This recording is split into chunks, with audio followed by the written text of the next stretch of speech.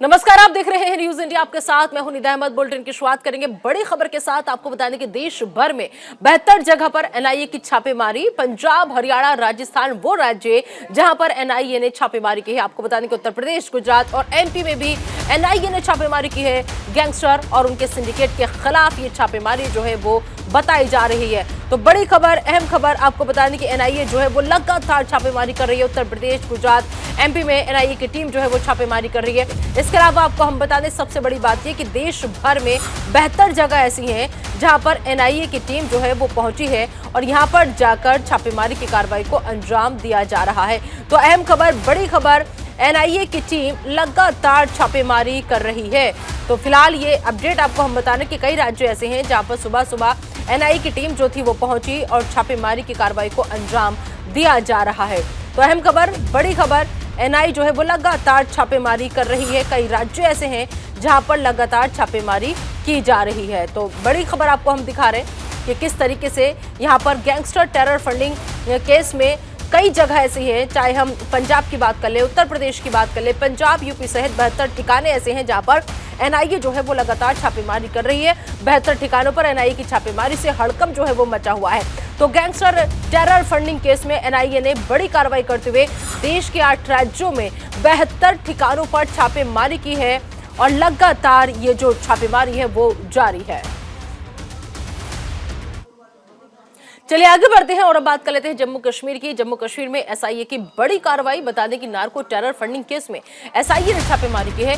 कश्मीर घाटी में 5 जगह पर एसआईए ने छापेमारी की है। बारामूला, अनंतनाग समेत कई जगह ऐसी हैं जहां पर ये छापेमारी की गई है। तो अहम खबर, बड़ी खबर, नार्को टेरर फंडिंग केस को लेकर के एसआईए की टीम जो है वो एक्टिव नजर आ रही है और अब कश्मीर घाटी में 1 नहीं 2 नहीं बल्कि 5 जगह पर एसआईए की टीम पहुंची। यहां पर जाकर छापेमारी की कार्रवाई को अंजाम दिया। इनमें बारामूला, अनंतनाग समेत कई जगह ऐसी हैं जहां पर छापेमारी हुई है। तो जम्मू कश्मीर में एसआईए की ये बड़ी कार्रवाई, जहां पर आपको बता दें कि नार्को टेस्ट फंडिंग केस में एसआईए ने ये छापेमारी की है। गैंगस्टर और उनके सिंडिकेट के खिलाफ ये छापेमारी है। तो देश भर में 72 जगह पर एनआईए की टीम छापेमारी कर रही है। एक और अहम खबर, इधर झारखंड सरकार के मंत्रालय में ईडी ने छापा मारा है। ग्रामीण विकास मंत्रालय में इंजीनियर के ठिकानों पर यह छापेमारी की गई है। देश भर के 24 ठिकानों पर ईडी की टीम छापेमारी कर रही है। सोमवार को भी ईडी ने रायपुर में छापेमारी की थी। कांग्रेस नेताओं के घर पर भी छापा पड़ा था। तो अहम खबर, बड़ी खबर इस वक्त की आपको हम बताने कि लगातार बड़ी कार्रवाई को अंजाम दिया जा रहा है। कहीं पर गैंगस्टर टेरर फंडिंग केस में बड़ी कार्रवाई की जा रही है।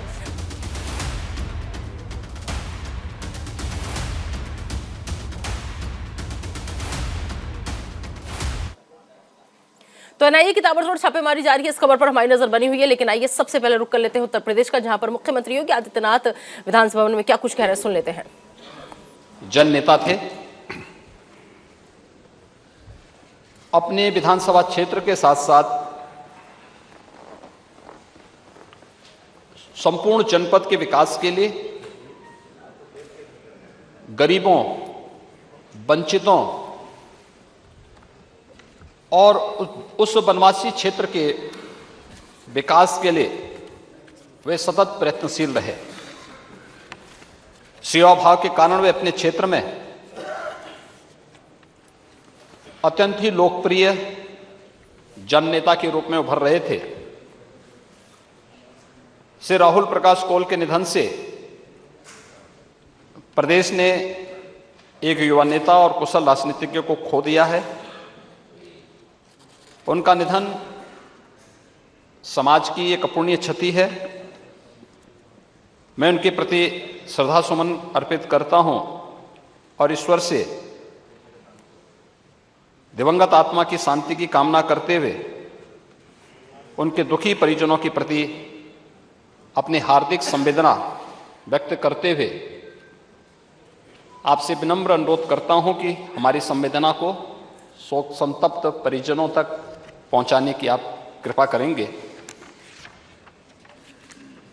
महोदय, इसके साथ ही मैं उत्तर प्रदेश विधानसभा के पूर्व मान्य सदस्यों, जिनमें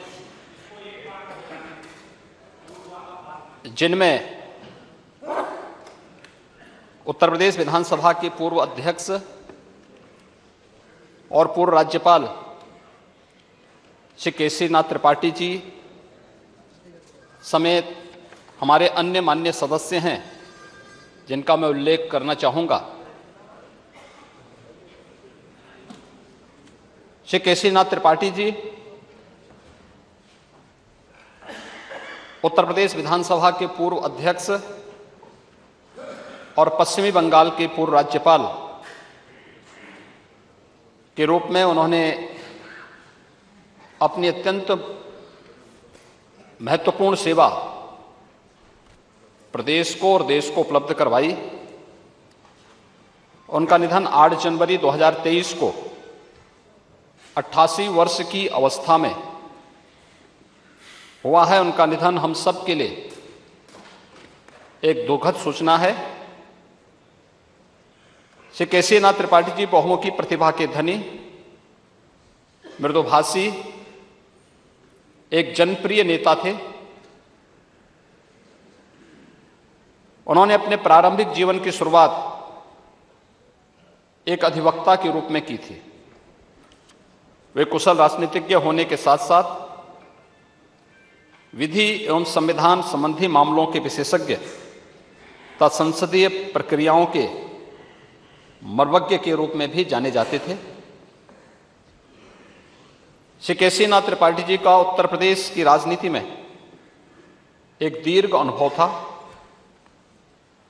इस सम्मानित सदन के वे 6 बार सदस्य निर्वाचित हुए थे।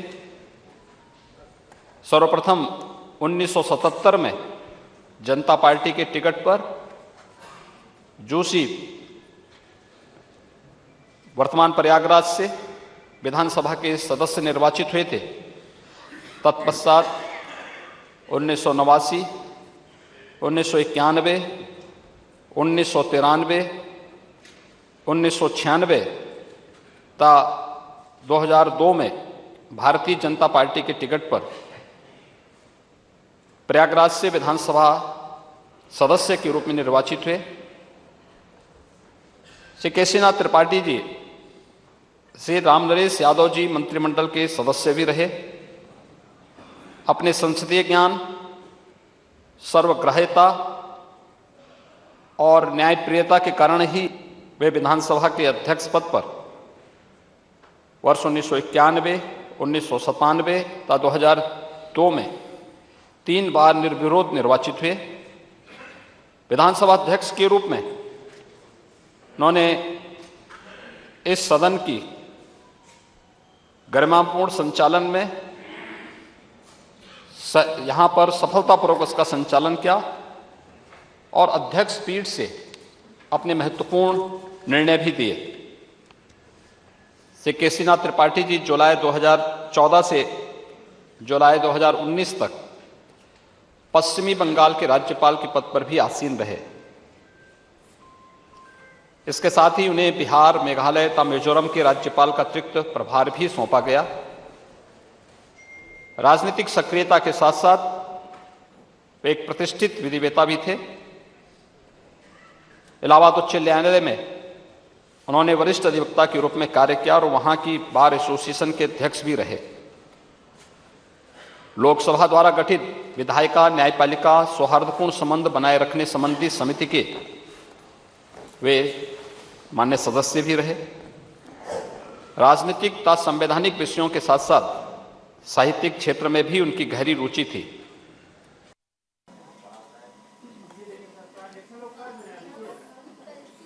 तो यूपी विधानसभा में आप सुन रहे थे उत्तर प्रदेश के मुख्यमंत्री योगी आदित्यनाथ को और अगली खबर है देश के प्रधानमंत्री नरेंद्र मोदी से जुड़ी है। आइए आपको सीधा ले चलते हैं क्योंकि आज यूपीआई से लिंक हो चुका है सिंगापुर का पे नाउ। भारत और सिंगापुर को इसका फायदा होगा। India, ICICI Bank, Indian Bank, Indian Overseas Bank, and the State Bank of India.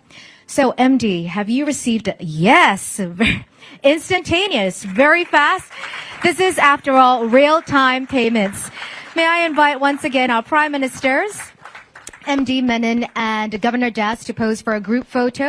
MD is already showcasing his phone that has the Liquid Pay app on display to show that the funds have been received successfully, and Governor Das showcasing his phone with the State Bank of India app. So let's make sure we get this shot. Audience, thank you for being wonderful and not coming into your shots with the phones. I just want to make sure we've got that shot. Thank you. And MD, may I invite you to just angle your body to the left. Once again, cameras are going to zoom in on the successfully received notification on governors and MD's phones. So we've got the shot. Thank you very much. Congratulations on the successful transfer. Thank you very much, MD. Thank you. And thank you very much to our Prime Ministers for witnessing that moment. Ladies and gentlemen, the PayNow UPI real-time payment systems linkage is officially live, and we can look forward to seamless, faster, more cost-effective real-time payments between Singapore and India. At this juncture, I would now like to invite Prime Minister Narendra Modi to deliver his remarks. Prime Minister, please.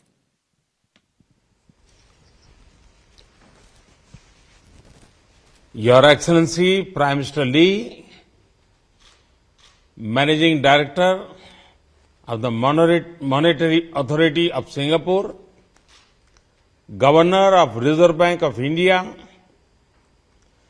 Bharat और Singapore के मेरे साथियों, भारत और Singapore की मित्रता बहुत पुरानी है।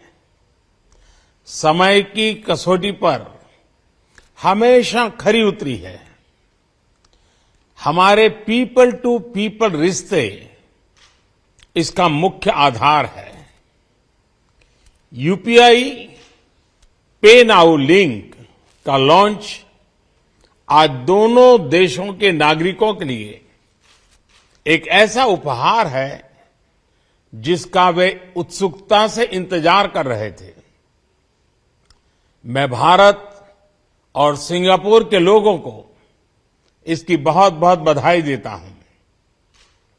साथियों, आज के युग में टेक्नोलॉजी हमें अनेक प्रकार से एक दूसरे से जोड़ती है।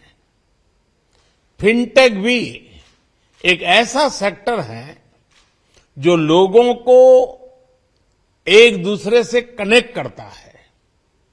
सामान्य तौर पर इसका दायरा एक देश की सीमाओं के भीतर ही सीमित होता है, लेकिन आज के लॉन्च ने क्रॉस बॉर्डर फिनटेक कनेक्टिविटी उसके एक नए अध्याय का शुभारंभ किया है।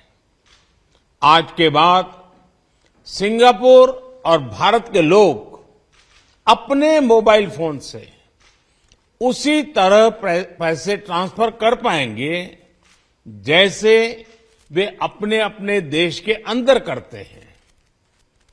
इससे दोनों देशों के लोगों को अपने मोबाइल से तत्काल कम खर्च में फंड ट्रांसफर करने में मदद मिलेगी। इस सुविधा से दोनों देशों के बीच रेमिटेंसेस का सस्ता और रियल टाइम विकल्प संभव हो पाएगा।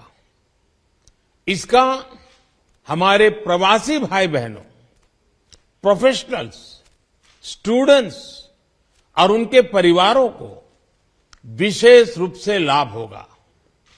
फ्रेंड्स, बीते वर्षों में भारत ने इनोवेशन और मॉडर्नाइजेशन के लिए उचित वातावरण बनाने को सर्वोच्च प्राथमिकता दी है। हमारे डिजिटल इंडिया प्रोग्राम से देश ईज ऑफ लिविंग में भी बढ़ी है और ईज ऑफ डूइंग बिजनेस भी बढ़ा है। इससे डिजिटल कनेक्टिविटी के साथ फाइनेंशियल इंक्लूजन को भी अभूतपूर्व गति मिली है।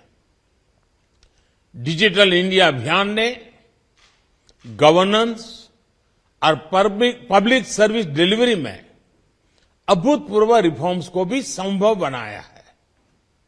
ये भारत के डिजिटल इंफ्रास्ट्रक्चर की ही ताकत है कि कोविड पैंडेमिक के दौरान हम करोड़ों लोगों के बैंक खातों में सीधे पैसे ट्रांसफर कर पाए। फ्रेंड्स, 5 साल पहले मैंने सिंगापुर में कहा था कि फिनटेक, इनोवेशन और युवा ऊर्जा में विश्वास का एक बहुत बड़ा उत्सव है। फिनटेक और डिजिटल क्रांति में भारत की सफलता की अगुवाई हमारे टेक्नोलॉजी ट्रेंड युवा ही कर रहे हैं।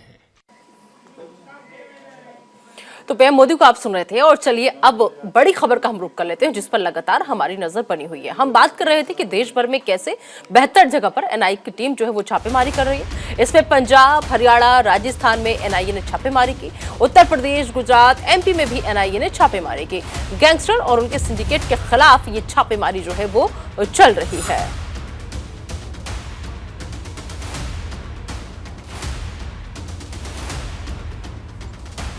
तो लगातार एनआईए जो है वो एक्शन में नजर आ रही है। देश भर में बेहतर जगह ऐसी हैं जहां पर एनआईए की टीम ताबड़तोड़ छापेमारी कर रही है। पंजाब, हरियाणा, राजस्थान, ये तमाम वो राज्य जहां पर एनआईए ने छापेमारी की है।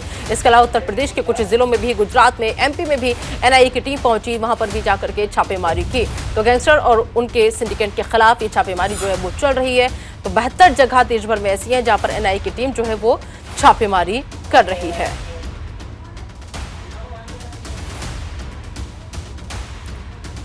पंजाब, हरियाणा, राजस्थान में एनआईए ने छापेमारी की है। इसके अलावा आपको हम बता दें कि उत्तर प्रदेश, गुजरात, एमपी में भी एनआईए की टीम जो है वो लगातार छापेमारी कर रही है। तो सुबह से ताबड़तोड़ छापेमारी का एक्शन जो है वो लगातार देखने को मिल रहा है। और सबसे बड़ी बात जो है वो ये है कि देश भर में एक नहीं, दो नहीं, बल्कि 72 जगह ऐसी हैं जहां पर लगातार छापेमारी हो रही है। इस खबर पर ज्यादा बातचीत के लिए सीधा लखनऊ का रुख करेंगे जहां से हमारे सहयोगी अभिनव पांडे इस वक्त हमारे साथ जुड़ चुके हैं। अभिनव, उत्तर प्रदेश से भी अहम खबर ये आ रही है कि वहां पर भी एनआईए की टीम पहुंची है। उत्तर प्रदेश के भी कई जिले ऐसे हैं जहां पर टीम लगातार छापेमारी कर रही है। फिलहाल क्या ताजा अपडेट? देखिए, बिल्कुल मैं बता दूं कि सुबह 5:30 बजे से ये एनआईए की छापेमारी चल रही है, जिसमें कि लखनऊ, पीलीभीत और प्रतापगढ़ भी ये है। टेरर फंडिंग का ये पूरा मामला है। इसके अलावा मैं बता दूं कि इसमें पंजाब में एक हत्या हुई थी, जो बॉक्सर की हत्या हुई थी, उस पर भी जो उस पे भी तार जुड़े हुए हैं, जहां पर कि खुशवंत सिंह करके जो है एक व्यक्ति का नाम आ रहा है इसमें। तो कुल मिलाकर मैं बता दूं कि एंटी जो टेरर फंडिंग है उसको लेकर जो है प्रतापगढ़ में छापेमारी है। प्रतापगढ़ के साथ लखनऊ में और पीलीभीत में है, लेकिन जो सबसे बड़ी रेड है वो पीलीभीत में है, जहां पर कि कई ऐसे जो है खुफिया ऐसे सुराग जो है वो एनआईए को प्राप्त हुए हैं। बहुत दिनों से एनआईए ट्रैप कर रही थी लोगों को, इन लोगों से बात करने की कोशिश, इनके फोन टैपिंग हो रहे थे और कई ऐसे सुराग, कई ऐसे सबूत मिले थे जो कि पंजाब से भी ये जुड़े हुए मामले हैं। कुल मिलाकर मैं बता दूं कि जो बबर खालसा जो गैंग है उस पे भी जो जुड़ा हुआ ये पूरा मामला है, और जिसमें कि लेकर ये एक बड़ी उपलब्धि जो है वो एनआईए की है। 72 जगह पूरे देश भर में जो है इस तरह की छापेमारी है, लेकिन उत्तर प्रदेश में 3 जगहों पर बड़ी छापेमारी हो रही है। अभी तक ये सुबह से जैसे आप बता रही छापेमारी चल रही, कोई अहम खुलासा जो अभी तक निकलकर सामने आया हो?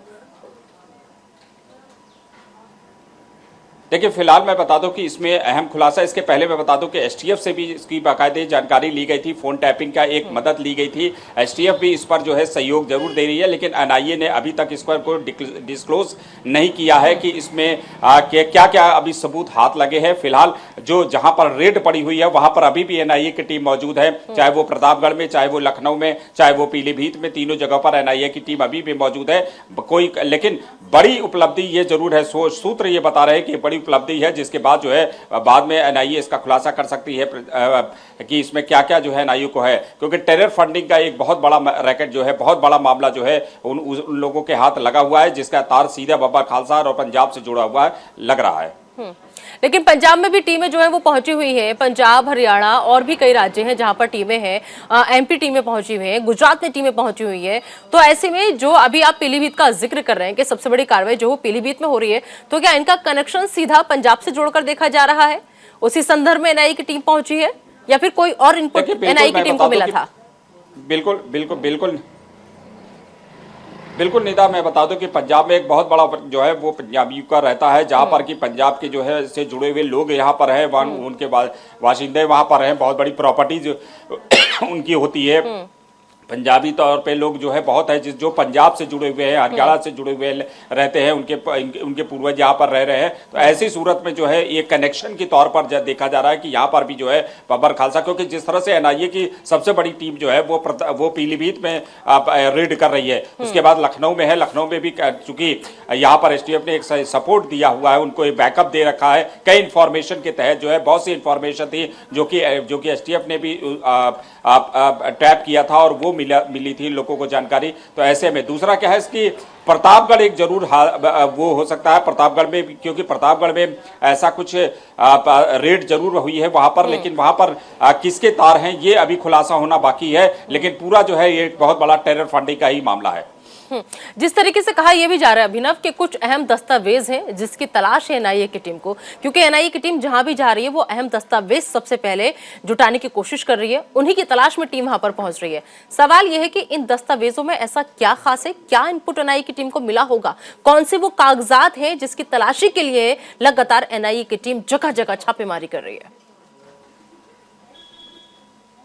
देखिए, जो पैसे का फंडिंग है, जो बाहर से विदेशों से पैसे आए हैं, चाहे वो बब्बर खालसा गैंग के हो या अन्य जो भी गैंग है, जो भी टेरर फंडिंग के लिए जो भी पैसे मिले हैं, जो ट्रांजैक्शन हुए हैं, यही वो सबूत है, वो अकाउंट है। वो इसके अलावा कहां कहां किसके अकाउंट में गए हुए हैं, इसके ये सबूत जो है वो पुख्ता, इसी सबूत की एनआईए बात कर रही है, जिसको सबूत खगाली जा रही है यहाँ से नहीं बल्कि देश भर में, कि वो सबूत मिल जाए कि इसमें आके कौन सा कोई पॉलिटिकल ऐसा इन्वॉल्वमेंट तो नहीं है या किसी और ऐसे व्यक्ति का इन्वॉल्वमेंट है जिसका कि बाहर विदेशी खाड़ी देशों में उन लोगों के हाथ रहे हों। ये तमाम ऐसे है, क्योंकि फंडिंग जो होती है वो विदेशों से कई ऐसी चीजों में, चाहे वो सीआईए की फंडिंग आपने देखा, इसके अलावा अन्य जो देश विरोधी गतिविधियों को फैलाने में जो फंडिंग बाहर से विदेशों से पैसे आते हैं या इंटरनल ट्रांजेक्शन हुए हैं, देश के अंदर से ट्रांजेक्शन हुए हैं, यही वो सबूत है जो कि ये खगालने की कोशिश कर रही है, और जिसमें फोन टैपिंग के जरिए जो है उन लोगों को एक सुराग मिले थे, और उस सुरागे के तहत जब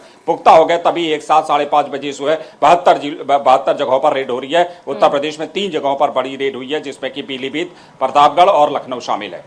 बिल्कुल। तो उत्तर प्रदेश के 3 जिले ऐसे हैं जहां पर एनआईए की टीम जो है वो पहुंची हुई है। गैंगस्टर और उनके सिंडिकेट के खिलाफ छापेमारी जो है वो लगातार की जा रही है। देश भर में 72 जगह ऐसी हैं जहां पर एनआईए की टीम जो है वो छापेमारी कर रही है। उत्तर प्रदेश के कौन कौन से वो जिले थे जिसकी जानकारी हमारे सहयोगी अभिनव पांडे साझा कर रहे थे कि कैसे वहां पर टीम पहुंची है, कैसे वहां पर जो लगातार छापेमारी की कार्रवाई है उसको अंजाम दिया जा रहा है।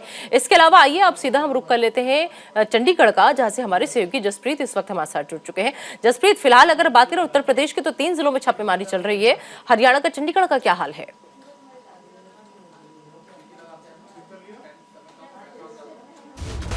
तो जसप्रीत से आगे जुड़ने की कोशिश करेंगे, क्योंकि उत्तर प्रदेश, गुजरात और जगह जगह कई राज्य ऐसे हैं जहां पर गैंगस्टर और उनके सिंडिकेट के खिलाफ छापेमारी जो है वो की जा रही है। देश भर में 72 जगह ऐसी हैं जहां पर एनआईए की टीम छापेमारी कर रही है। तो हरियाणा इसमें शामिल है, पंजाब इसमें शामिल है, राजस्थान में एनआईए की टीम लगातार छापेमारी कर रही है। उत्तर प्रदेश का हाल भी हमने आपको बताया। जसवीर इस वक्त हमारे साथ जुड़ गए। जसवीर का एक बार रुक कर लेते हैं। जसवीर, जिस तरीके से गैंगस्टर और उनके सिंडिकेट के खिलाफ पूरी छापेमारी हो रही है, फिलहाल हरियाणा के अंदर क्या स्थिति है, क्योंकि पंजाब और हरियाणा में भी एनआईए की टीम पहुंची हुई है। देश भर में रेड देखने को मिली है। अगर हरियाणा की बात करें तो हरियाणा के कई ऐसे इलाके हैं जहाँ पे एनआईए ने रेड डाली है। आपको बता दें कि गैंगस्टर को जो फंडिंग करते हैं उनको मामले को लेकर बड़ी देर से एनआईए इन्वेस्टिगेशन कर रही थी। कौन कौन जो इनके साथी है जो इनसे इनका फंडिंग करते हैं, जिसको लेके आज बड़े पैमाने पूरे देश भर में लगभग 72 जगहों पर इन्होंने रेड की है। जी ठीक है, चलिए आप दोनों नजर बनाए रखिएगा। यूपी का हाल भी हम बताएंगे। अभिनव हमारे साथ जुड़े हुए थे उत्तर प्रदेश से, और साथ ही साथ हरियाणा से हमारे साथ चंडीगढ़ से जसवीर जुड़े हुए थे। बहुत बहुत शुक्रिया आप दोनों का इस तमाम जानकारी के लिए। लेकिन आप नजर बनाए रखिएगा, क्योंकि लगातार जो टीम है एनआईए की वो कार्रवाई को अंजाम दे रही है, छापेमारी चल रही है। फिलहाल एक छोटा सा ब्रेक, लेकिन बने रहिए न्यूज़ इंडिया के साथ।